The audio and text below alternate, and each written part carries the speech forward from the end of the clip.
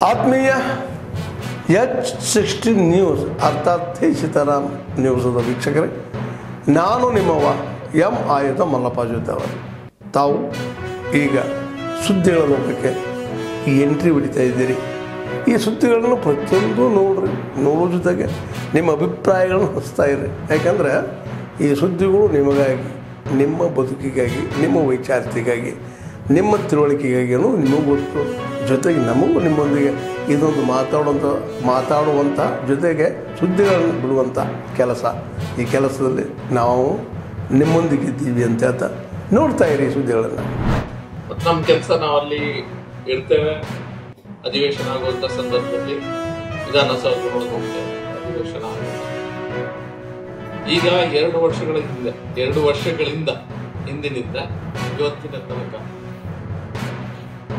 ಈಗ ನಮ್ಮ MLA ರೂಮಿಗೆ ಹೋದ್ರೆ ಔಟ್ಸೈಡ್ ಅಲ್ಲಿ ಒಂದು ಪ್ಯಾಡ್ ಲಾಕ್ ಆಗ್ತದೆ. ಒಳಗಿನ ರೂಮಿಗೆ ಸ್ಮಾರ್ಟ್ ಲಾಕ್ ಹಾಕಿದ್ದಾರೆ. ಸ್ಮಾರ್ಟ್ ಲಾಕ್ ಹಾಕಿದ್ದಾರೆ ಒಳಗೆ. ನಾವು ಯಾರು ಸಹ ಅದನ್ನ ಕೇಳಲಿಲ್ಲ, ಸ್ಮಾರ್ಟ್ ಲಾಕ್ ಹಾಕಿ ಅಂತ ಕೇಳಲಿಲ್ಲ. ಅಲ್ಲಿ ವಿಧಾನಸೌಧದಲ್ಲಿ ನಾವು LH ಅಲ್ಲಿ ಎಸ್ಟೇಟ್ ಮ್ಯಾನೇಜ್ಮೆಂಟ್ ಕೇಳಿದಾಗ ಉಪಯೋಗ ಆಗ್ತಾ ಇಲ್ಲ, ಸ್ಮಾರ್ಟ್ ಲಾಕ್ ಏನು ಅಗತ್ಯ, ಹೊರಗೆ ಪ್ಯಾಡ್ ಲಾಕ್ ಇದೆ, ಒಳಗೆ ನೀವು ಸ್ಮಾರ್ಟ್ ಲಾಕ್ ಯಾಕಂತ ಕೇಳಿದ್ವಿ. ಇಲ್ಲ, ಅದು ಸ್ಪೀಕರ್ ಅವರ ಆಫೀಸಿಂದ ನಮಗೆ ಸೂಚನೆ ಬಂದಿದೆ ಅಂತ ಹೇಳಿದರು.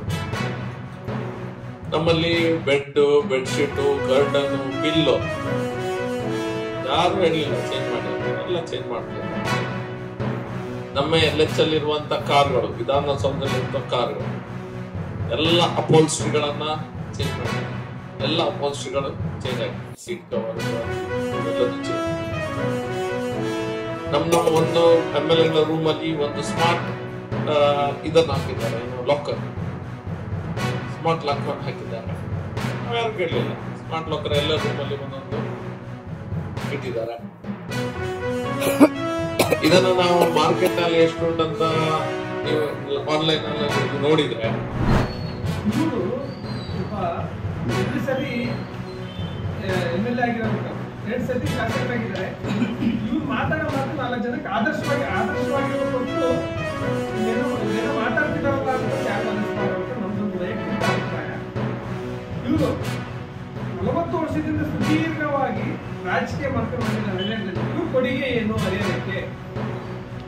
ಇವ್ರ ಮೊಮ್ಮಕ್ಕಳು ಇಟ್ಕೊಂಡು ಏನು ಪಾಠ ಮಾಡಿಸಿದ್ದು ಅಂತಂದು ಹೇಳೋಂಥ ಒಂದೇ ಒಂದು ಕಾರ್ಯಕ್ರಮವನ್ನು ನೀವು ಯಾರು ತಂದಿದ್ದಾರ?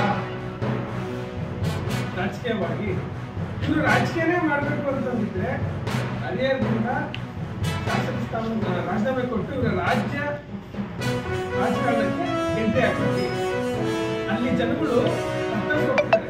ಅಲ್ಲಿ MLA ನಂದಿಗಾವಿ ಶ್ರೀನಿವಾಸ್ ಅವರು ಅಂತ ಗೊತ್ತಾಗ್ತಿಲ್ಲ. ಡಿಪ್ಯೂಟೆಡ್ ಕ್ಯಾಂಡಿಡೇಟ್ ನಂದಿಗಾವಿ ಶ್ರೀನಿವಾಸ್ ಅವರ ಆಫೀಸಲ್ಲಿ ಪ್ರತಿ ದಿವಸ 3 ಜನ 4 ಜನ ಕೆಲಸಗಾರಿರ್ತಾರೆ. ಇವ್ರ ಆಫೀಸಿಗೆ ಇವ್ರು ಹೋಗೋದೇ ಇಲ್ಲ.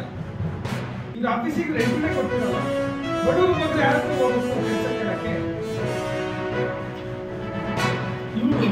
ಇವರು ಮಾತಾಡ್ತಿದಾರಲ್ಲ, ಯುಎಸ್ಟೆಲ್ ಅಂತ ಕಂಪ್ನಿ 25 ವರ್ಷದ ಹಿಂದೆನೇ ಮುಚ್ಚಿದೆ.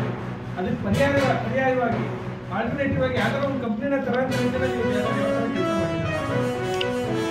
2008ರಲ್ಲಿ ಯಡಿಯೂರಪ್ಪನ ಪೂಜಾ ಗಾಂಧಿ ಅವ್ರನ್ನ ಕರೆಸಿ ಹೆಲಿಕಾಪ್ಟರ್ ಕರೆಸಿ ಇವರು ಇದು ಮಾಡ್ತಾರೆ, ಉದ್ಘಾಟನೆ ಮಾಡಕ್ಕೆ ಹೋಗ್ತಾರೆ. ಭೈರವಪ್ಪನ ಗುದ್ಲಿ ಪೂಜೆ ಮಾಡ್ತಾರೆ. ಅದು ಅಲ್ಲಿಗೆ ಸ್ಟಾಪ್. ಅಲ್ಲಿಂದ ಮುಂದೆ ಬರಲಿಲ್ಲ. ಅದನ್ನ ಮತ್ತೆ ನಮ್ಮ ಪ್ರಭಾ ಮೇಡಮ್ ಅವರು ಹೋಗಿ ಕೇಂದ್ರ ಸಚಿವರನ್ನ ಮಾತಾಡಿ ಅದು ಮುಂದುವರಿಸಕ್ಕೆ ಈಗ